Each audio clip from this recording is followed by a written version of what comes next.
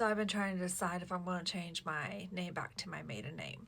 And I'm going to fill you guys in on what the obstacles are if you are still a married woman in the state of Ohio and want to go back to your maiden name so you can continue to vote in this red state.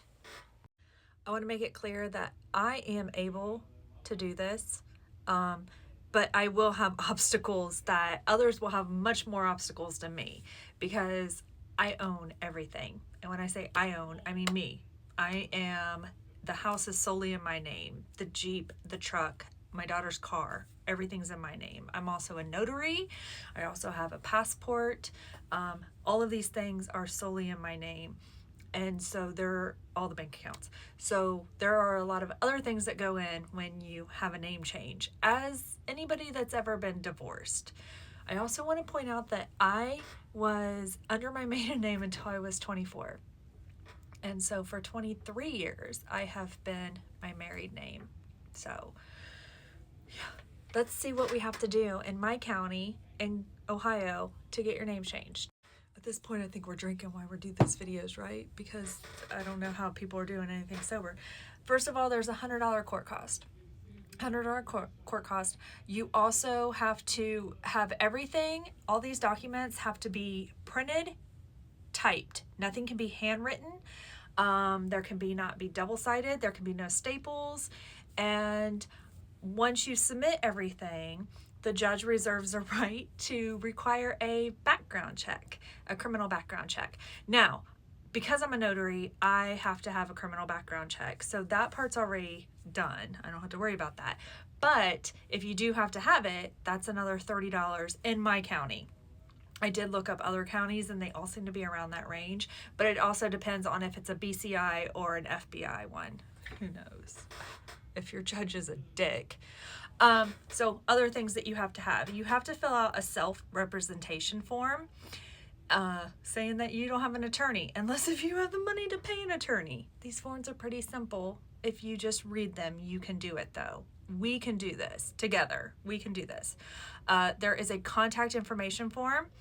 Then you have an application to change the adult's name. And then you need a photocopy of your birth certificate, a photocopy of your driver's license, and a photocopy of your social security card, but make sure that you black out your social security number. Then you also need to have an affidavit in support of the application for the name change of the adult, and then you have to have the judge entries changing name of adult.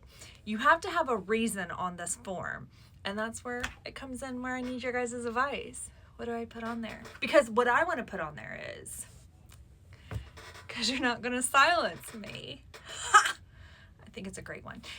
So the point of this is that there's a lot of obstacles that you're going to have to conquer.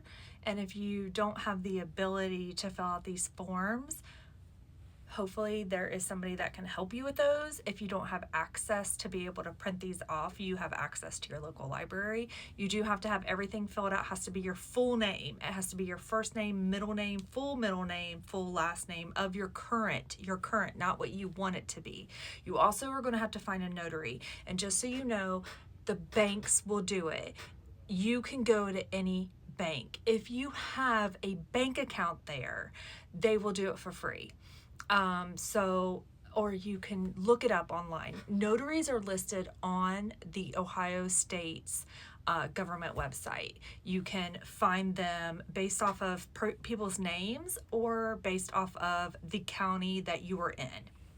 So these resources are out there. Yes, notaries are supposed to charge. I forget what the fee is. I don't think I've ever charged anybody.